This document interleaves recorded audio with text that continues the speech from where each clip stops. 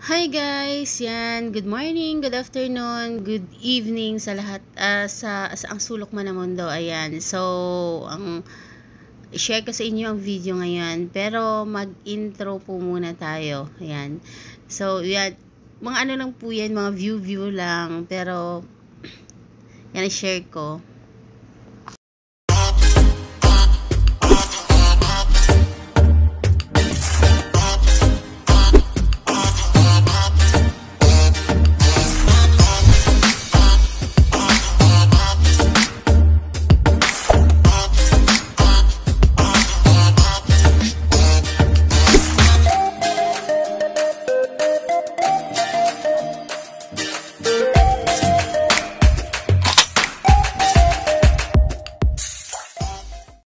Today's video yan, so pumunta kasi kami dito sa sa bahay ng kapatid ng amo ko, pero pumunta kami sa garden sa likod, kaya nag-video po ako. Ayan, so yan po ang tinatawag nilang opera. Yung building na yan, parang mall rin siya, may pasyalan, may park, yan, ganun. Tapos yan naman po ay, yan, may mga building po dyan, ay highway po yan, papunta sa iba't ibang lugar dito sa Kuwait. Ayan, so yan, dito kami sa likod ng bahay. Yan ang bahay nila, oh, ayan. Ang bahay nila ay pinataniman ng tubo. Ayan, napakalawak at napakalaki. Ayan, so yung street na yan guys, may mga araw-araw yan ay papunta po yan, ang way na yan papuntang Salmiya, papuntang Jahara, papuntang kung saan-saan yan. Tapos yan ang mga building, medyo malayo po yan, pero ayun, kita lang din naman siya kasi yan dito kasi sa Kuwait, paggabi ay napakaliwanag kahit man papuntang disyerto, kasi nga yung mga street nila ay may mga ilaw-ilaw talaga yan. Maliwanag, ay sagana sila sa ilaw dito. Ayan, so yung bahay nila, oh, ang taas, tapos may mga puno-puno rin sa taas, sa pinakataas, sa rooftop ay may mga puno at mga halaman. Yan, parang kagubatan na din yung kanilang rooftop. Yan naman ay Ofra, yung building na yan, pasyalan, then highway yan dyan, sa yun, kita yung mga sasakyan na tumatakbo, yan, dumaan, highway po yan. Tapos yung mga building na yan, malayo po yan, malayo po yan, pero kita din siya kita din siya kasi maliwanag. Ayan. As dito ako, lakad-lakad dito ako sa likod, kasi ayan, naglalaro kasi dyan sa naglalaro football yung mga alaga namin, tsaka yung mga pinsan nila. Ayan, so dito ako naglalakad-lakad rin, ayan, sa likod ng bahay nila. Masarap kasi maglakad-lakad, lalo na at hindi pa siya masyado mainit, hindi rin siya masyado malamig, kasi nga pa summer na, parang sakto-sakto lang ang klima. Kaya ayan, naglakad-lakad ako habang naglalaro ang mga bata. Tinitingnan ko rin dyan habang naglalakad ako. Ayun, tapos dito kasi garden to, tapos merong football, parang football court dyan, naglalaro ang mga bata. Ayan, sabi ko, yung bahay nasa tuktok ay may mga puno, may mga halaman. So, ang ganda tingnan kasi maliwanag. Ayan. wala kasi akong magawa kasi puro na lang upo habang nagbabantay ng mga bata. Kaya ang ginawa ko, naglakad-lakad ako habang tinitingnan ko din naman sila. Ayun, nag-video ako dito. Ang ganda ng view paggabi. Ayan, kahit araw maganda rin ang view, pero mas maganda paggabi kasi nga madilim, tapos na aninagan siya ng ilaw. Yan. So, yan. Marami rin magagandang view dito sa Kuwait, lalo na sa mga likod-likod ng bahay nila, sa mga garden. Ayan. Depende rin sa bahay kung may mga garden. Ayan. So, may mga fountain dyan. Kaya lang, hindi rin buo na nabuksan ng mga ilaw-ilaw. Kaya, medyo hindi ganun ang view. Ayan.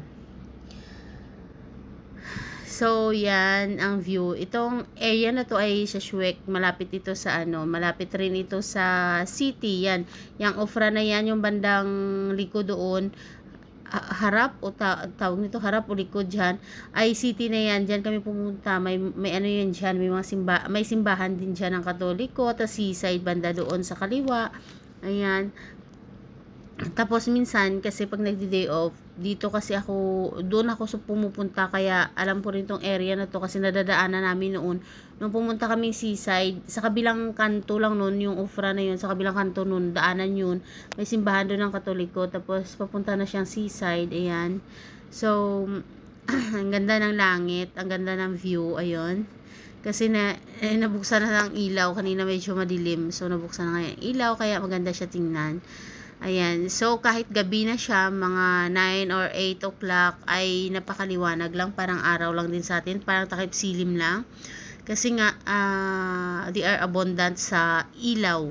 Kahit siguro, hindi natin alam kung kung mahal ba ang bayaran ng ilaw dito. Kaya hindi ko na yan problemahin yung bayaran ng ilaw nila. Kasi nga, basta importante may video ako, and then ayun, so importante may video ako, and then sumasahod ako kada buwan sa trabaho ko. Kaya ayun, hindi ko naisipin yung kung mahal bang bayaran ng ilaw nila dito. Ayan, as I've said, hindi ko iisipin yung bayaran nila ng kuryente or whatever dyan. Basta alam ko ang mahal dito sa kanila ay tubig, dahil nga yung place nila ay walang source ng bukal, o wala silang makukuhaan dahil wala namang bundok dito, puro desierto to. So ang source ng water nila ay nanggagaling sa sa dagat, and then purify lang, tinatanggalan siguro ng alat, whatever kung anong ginagawa nila dyan para mawala ng alat yung tubig nila dito. Ayan, so kaya ang bahay-bahay nila dito ay sagana sa filter,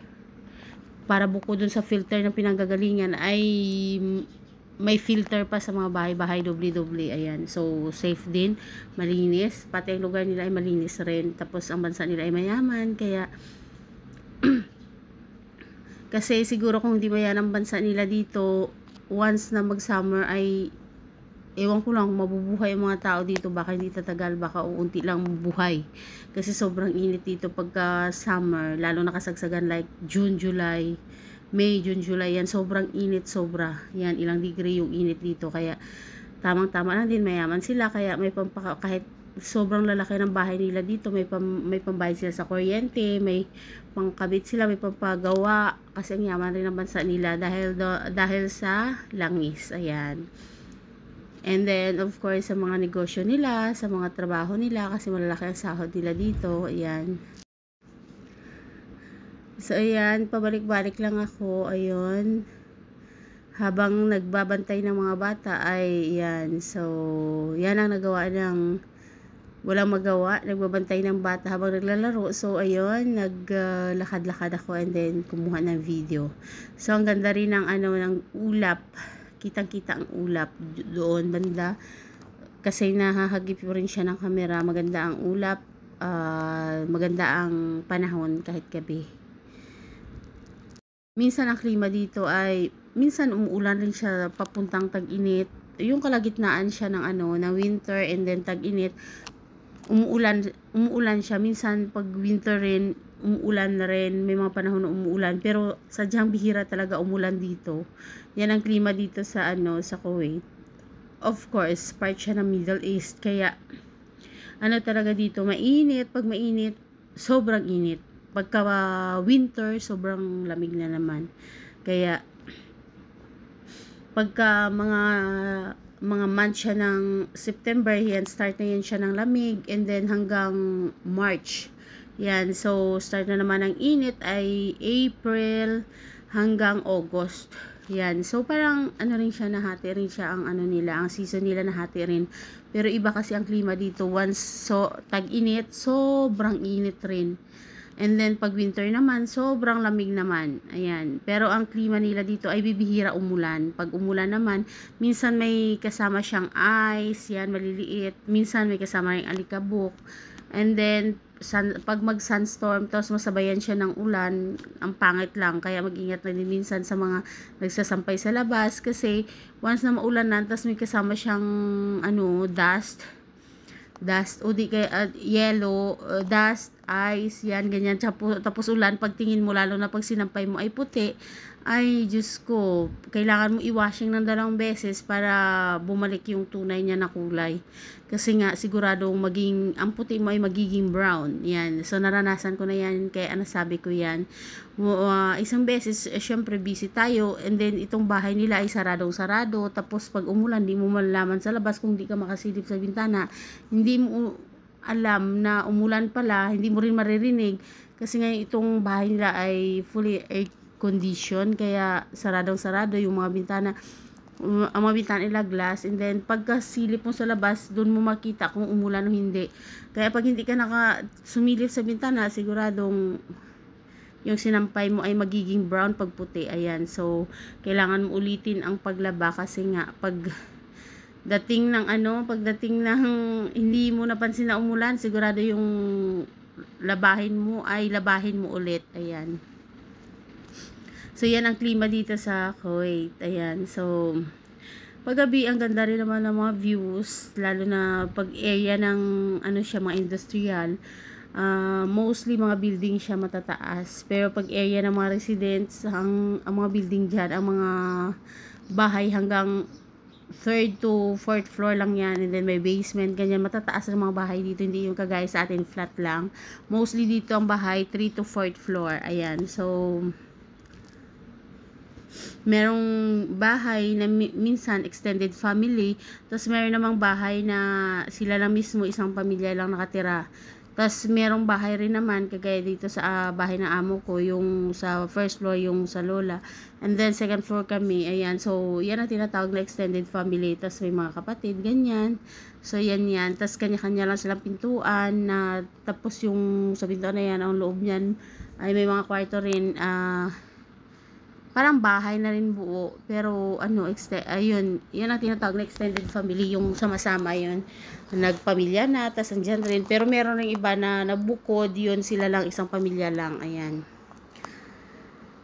So yan ang ating topic for today. Yan, so beautiful views, and then a story rin about Kuwait. Yan, so sa mga bago sa aking channel, please don't forget to subscribe, like and comment po para updated kayo sa like and comment po. Ayan, and then para updated kayo sa next vlog ko, please hit the notification bell, choose all po, para every time meron po akong upload ay manonotify po kayo. Ayan, so isa lang to sa mga vlog ko about dito sa Kuwait, and then sa mga magagandang views, onting story, yan, para may knowledge din kayo about dito sa Kuwait. So, ang tagal ko na din dito. I'm almost more than 10 years na.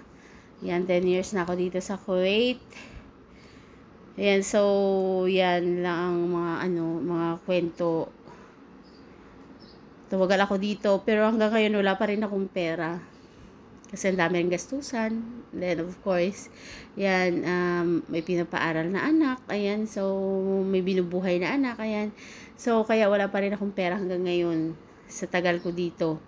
Siyempre, may mga gastusin. Yan, nagpapagawa ng bahay. Hanggang ngayon, hindi pa rin tapos. Ayan, so, mahirap rin pala mamuhay at magpalaki ng mga anak na nag-iisa. Ayan, so, yun. So, yan ang ating video for today. Yan. Story about Kuwait, and then views. Yan. So, mega love shoutout to all. Yan. Anyway, once again po, para updated kayo sa next vlog ko, please don't forget to hit the notification bell and choose all